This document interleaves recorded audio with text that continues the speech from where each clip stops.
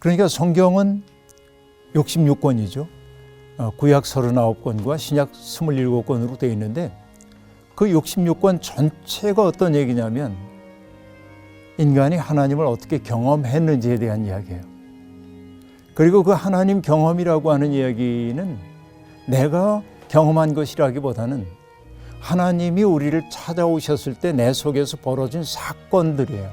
그것을 언어로 외면화해 놓은 게 성경이라고 얘기할 수 있을 겁니다.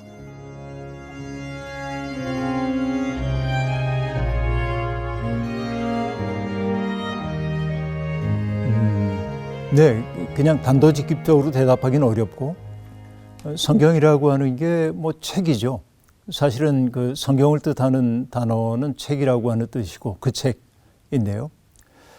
한마디로 이렇게 얘기할 수 있을 겁니다.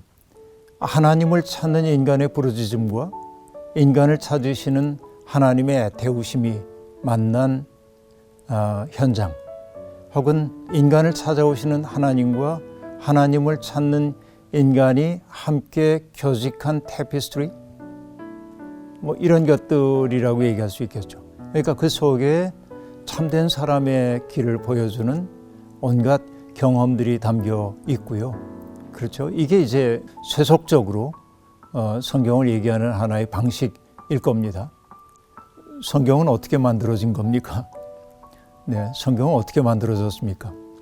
이야기가 이렇게 접근이 돼야 할 겁니다. 인간은 자기를 문제 삼는 존재입니다. 그러니까 인간은 자기의식이라고 하는 게 있죠. 다른 동물들에게 자기의식이 있는지 모르겠어요. 달리 얘기하면은 타자라고 하는 거울 앞에 선 나의 모습을 의식하느냐, 그런 얘기입니다. 인간은 타자를 거울 삼아서 자기 자신을 돌아보는 존재인 것이죠. 이것이 그 인간의 자기 반성 혹은 성찰이라고 말할 수 있겠습니다. 오로지 인간만이 왜? 라고 하는 질문을 품고 삽니다. 왜? 왜라고 하는 질문을 동물들은 아마 하지 않을 거예요. 제가 동물학자가 아니니까 정확히 말하기 어렵지만 왜라고 하는 질문은 오로지 인간만이 하는 질문이라고 볼 수 있습니다. 달리 얘기하면 인간만이 자기 존재의 의미를 묻는 존재라고 하는 것이죠. 그러나 그 인간이란 무엇인가라고 하는 그 질문에는 누구도 명확한 대답을 내려놓기가 어렵습니다. 만약에 어떤 사람이 인간은 뭐 털없는 두 발 달린 짐승이야 이렇게 얘기하면 그게 인간에 대한 규정으로 우리의 마음에 흔쾌한가 하는 문제입니다. 그렇지 않잖아요. 인간은 생각하는 존재예요. 나는 왜 없지 않고 있는가? 이런 질문입니다. 파스칼의 질문이라고도 얘기할 수 있죠. 내가 이 세상에 존재하지 않을 수도 있잖아요. 근데 내가 이 세상에 존재하고 있어요. 왜 존재하는 걸까? 왜라고 하는 질문을 끝없이 던지는 게 인간이라고 볼 수 있습니다. 그런데 삶이라고 하는 게 불확실하게 이를 때 없습니다. 왜냐하면 시간이라는 게 정해진 프로그램이 아니거든요. 인간은 자기의 삶을 끝없이 선택해야 하고 선택한 삶에 대해서 스스로 책임을 져야 하는 존재이기도 하지요. 그러니까 불확실하고 모호한 삶 가운데서 인간이 느끼는 기본적인 정서가 있다고 한다면 불안함일 겁니다. 늘 불안해요. 이게 흥미로운 게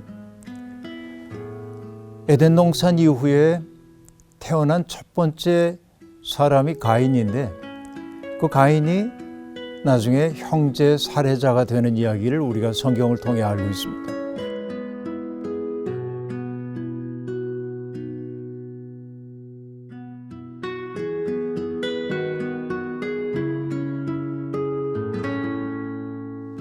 형제를 죽인 자로서의 자책감이 있죠. 그래서 그는 에덴의 동쪽으로 이주하여 살았다고 얘기합니다. 그런데 에덴의 동쪽의 이름을 성경은 놋이라고 얘기하는데 놋 땅이라고 얘기하고 있는데 not이라고 하는 그 뜻은 요리하다, 방황하다 그런 뜻이거든요. 이게 재미있죠. 그러니까 우리가 함께 살아야 할 어떤 대상들을 사랑의 대상으로 보지 못하고 경쟁하고 극복하고 이겨야 하는 대상으로 바라보는 인간의 보편적 경험이 가인의 경험이라고 얘기한다면 그를 사로잡는 정서는 불안이고 방황하는 삶으로 귀결될 수밖에 없다는 거죠. 근데 우리가 그렇게 방황하고 불안한 그 마음은 언제나 뭔가 확실한 것을 갈구할 수밖에 없습니다.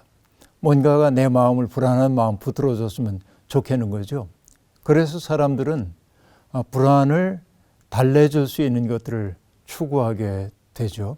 이게 이제 불안의 대용물을 구한다고 얘기하는데 요즘식으로 얘기하면은 어떤 내가 가지고 있는 현금 자산 같은 것들이 내 불안한 삶을 붙들어줄 것 같기도 하고 내가 맺는 다양한 관계에 또 나의 백그라운드가 되어줄 사람들이 내 불안한 삶을 붙들어줄 것 같이 여겨지기도 합니다. 그러나 물질적으로 넉넉하다고 그래도 또 굉장히 다양한 만남을 갖고 있다고 해도 우리의 마음속에는 근원적 불안감 같은 것들은 해소되는 법이 없거든요. 그러니까 내 속에는 채워도 채워지지 않는 공허한 구석이 있다는 사실을 누구나 다 경험하게 되는 거죠. 신앙적으로 얘기하면 그 빈 구석은 세상의 무엇으로도 채워지지 않고 오로지 하나님으로만 채워질 수 있는 부분이라고 볼 수 있거든요. 이게 신앙적 이해입니다. 그러니까 불안 속에 살고 있는 사람들은 뭔가 확실한 것에 의해 내가 보호받고 싶다 하는 생각이 들고요. 나를 보호해 줄 수 있는 절대적 대상들을 구할 수밖에 없는 게 또한 사람이기도 합니다. 그래서 사람들은 자기가 통제할 수 없는 어떤 삶을 통제하는 더 큰 힘이 있을 거라고 생각하고, 그렇죠? 어느 문화권이든지 그런 존재를 상정했던 거죠. 그런데 우리는 기독교 신앙이라고 하는 것은, 성서의 신앙이라고 하는 것은 우리가 그렇게 상정한 신에게 가는 게 아니라 고통받고 있는 인간을 찾아오신 하나님에 대한 이야기입니다. 출애굽기는 바로 그런 사건을 우리에게 보여주고 있죠. 불안하기 때문에 사람들이 만들어냈던 건 뭐예요? 우리끼리 똘똘 뭉쳐가지고 이 불안을 좀 이겨보자 생각하는 거죠. 그게 바벨탑 같은 것들입니다. 하늘에 닿는 대를 쌓아보자. 그래서 우리가 흩어짐을 면하자라고 얘기합니다. 그러니까 불안한 마음들이 서로를 꽁꽁 만들게 되는 거죠. 근데 문제는 뭐냐면 사람들의 모둠살이는 자기 마음도 모르는데 낯선 타자와 공존한다고 하는 것은 언제나 쉬운 일이 아닙니다. 왜냐하면 욕망이 다르고 바라는 바가 다르기 때문에 그렇습니다. 욕망의 갈등이 생겨나요. 내가 바라는 바와 또 내가 그것을 성취할 수 있는 능력 사이의 간극이 점점 커지기 시작합니다. 이게 점점 불화하기 시작해요. 자기 불화가 일어나기 시작합니다. 그렇죠? 이 속에서 인간이 자기의 문제를 어떻게 해결해야 하는지 알 수가 없기 때문에 그래서 힘을 갖기를 원하는 거죠. 다른 사람의 삶을 통제함으로 내가 능력 있는 자가 된 것 같은 느낌이 들기 시작하고요. 바로 이런 것이 계급의 발생이라고 얘기할 수 있습니다. 경제적으로 겨우겨우 먹고 살만할 때는 그냥 입에 풀칠하는 것을 지나가야 하지만은, 그러나 밥 먹고도 잉여 부분이 남게 되면은 그걸 가지고 권력을 만드는 거예요. 내가 가지고 있는 잉여의 부분을 가지고 다른 사람들의 마음을 내가 사는 거죠. 이게 권력이 생기고 계급이 발생하기 시작합니다. 근데 계급이 발생한다고 하는 건 뭐죠? 언제나 지배하는 사람이 생기고 지배당하는 사람들이 생겨나는 거죠. 바로 애굽의 현실, 성경이 얘기하고 있는 애굽의 현실이 그런 것입니다. 히브리인들이 강제 노역에 시달렸습니다. 그들도 행복을 꿈꾸는 사람들입니다. 자유롭기를 원하는 사람입니다. 그러나 그들은 자기의 삶에 대한 자기 통제권을 가질 수가 없었습니다. 계급이 만들어낸 세상입니다. 그 세상 속에서 그들이 신음하고 있을 때 우리가 믿는 하나님은 어떤 분이에요? 그들의 신음소리를 들으셔요. 여기 성경에서 얘기하는 듣다라고 하는 말은 그래서 바깥 귀로 듣는다는 말이 아니라 그들의 처지에 깊이 연민을 품고 개입하신다는 의미입니다. 우리가 믿는 하나님은 세상에 들려오는 신음소리에 반응하셔서 이 세상과 연루되기를 꺼리지 않는 분으로 우리에게 등장합니다. 이게 성경, 우리가 가지고 있는 성경의 아주 핵심 중의 핵심이라고 얘기할 수 있습니다. 그렇죠. 출애굽 공동체는 그 하나님을 경험합니다. 특별히 모세가 그 하나님을 경험하죠. 떨기나무 불꽃 속에 임재하신 하나님과 만나요. 그런데 그 하나님은 낯선 분입니다. 모세가 그동안 경험해 보지 못했기 때문에 그렇습니다. 그 낯선 분이 모세에게 주는 꿈이 있어요. 나는 내 백성을 해방하기를 원해. 모세 속에 꿈을 심어 넣어줍니다. 근데 모세는 하나님의 꿈을 꿀 능력이 자기에게 없다고 얘기합니다. 그러나 하나님이 말씀하시죠. 내가 너와 함께 있겠다. 그러자 모세가 하나님의 이름을 여쭤봐요.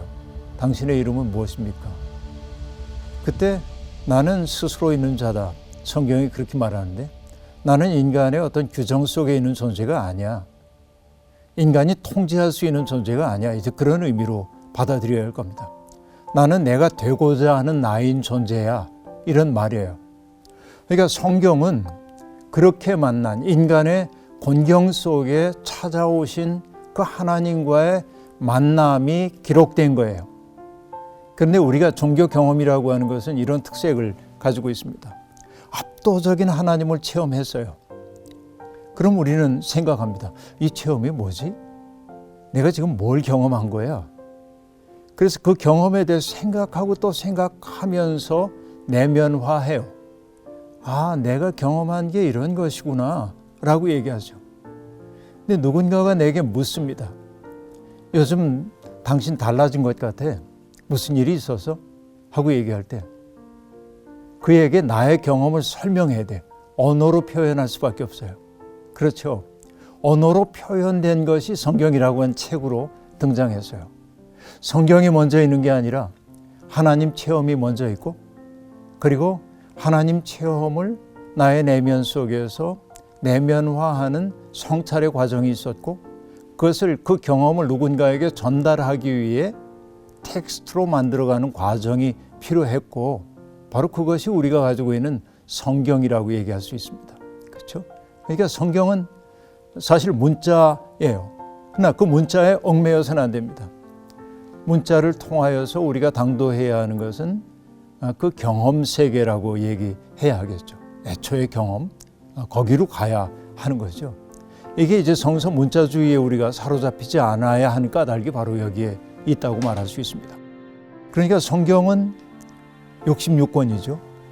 구약 39권과 신약 27권으로 되어 있는데 그 66권 전체가 어떤 얘기냐면 인간이 하나님을 어떻게 경험했는지에 대한 이야기예요.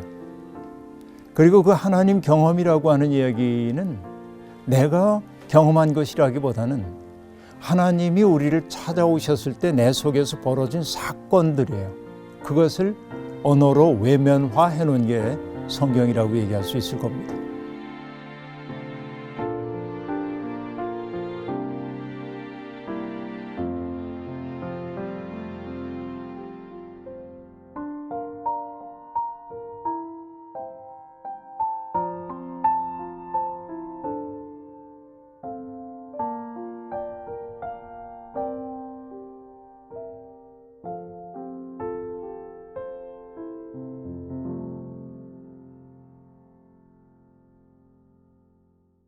(1.1핵이라고) 하는 그 말 자체에 우리들이 매이게 되면 스스로 자기 모순에 빠질 수가.